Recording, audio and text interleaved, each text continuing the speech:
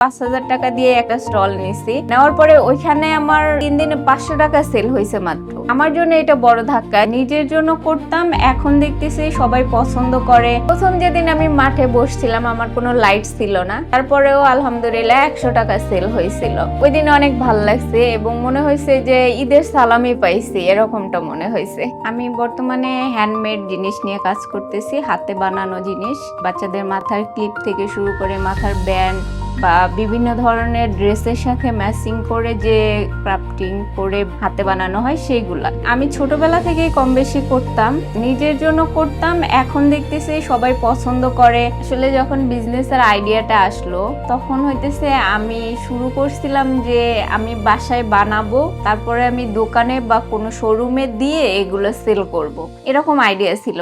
পরে আমি দেখলাম যে দোকানে দেওয়ার পরে দোকানের যে জিনিস আছে দোকানদারের, তার জিনিসের চেয়ে আমার জিনিস কর্নারে রেখে দিছে। কাস্টমার দেখতেইছে না যে আমার এই জিনিসটা দোকানে আছে। পরে আমি চিন্তা করলাম যে এভাবেও হবে না। তারপরে একটা আইডিয়া আসলো যে অনেকেই তো হ্যান্ডমেড জিনিস নিয়ে মেলা করে, তো আমি তাহলে মেলাটা করি। সেখানে আমি ৫,০০০ টাকা দিয়ে একটা স্টল নিছি। নেওয়ার পরে ওইখানে আমার ৩ দিনে ৫০০ টাকা সেল হয়েছে মাত্র। আমার জন্য এটা বড় ধাক্কা যে আমি একটা ছোট উদ্যোক্তা, আমার ৫,০০০ টাকা দিয়ে স্টল নিলে আমার স্টল ভাড়াটাও যদি উঠে আসতো তাহলেও আমার একটা সান্ত্বনা ছিল।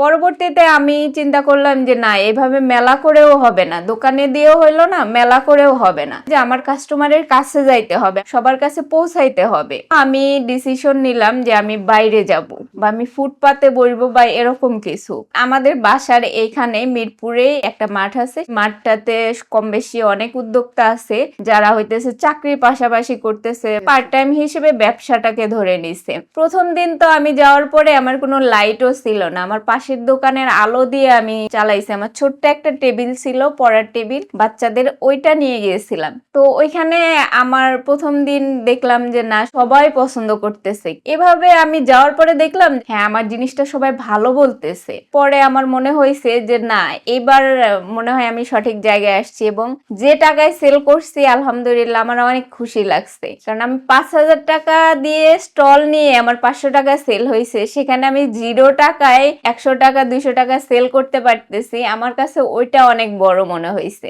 এতে আমি ভালো সাড়া পাইছি। এখন হইতেছে বাহিরে গেলেও আমার দিন ২ ঘন্টা ৩ ঘন্টা যদি আমি বাহিরে যাই, ওইখানে আমার ১,০০০ টাকার মতো প্রায় সেল হয়ে যায়। কারণ এখন আলহামদুলিল্লাহ সবাই চিনে গেছে জিনিসটা কি, এটা বুঝে গেছে। তো সবাই মাশাআল্লাহ কম বেশি আমার থেকে নেয়। ব্রেসলেট থেকে শুরু করে ক্যান্ডেল, কানের দুল, সব ধরনের আইটেমই কম বেশি করা হয়। তো আমার ফার্স্ট কাস্টমার ছিল, সে তার প্রিয় মানুষের দেওয়া ফুলগুলো ফেলে না দিয়ে সে গহনা তৈরি করে নিয়েছে।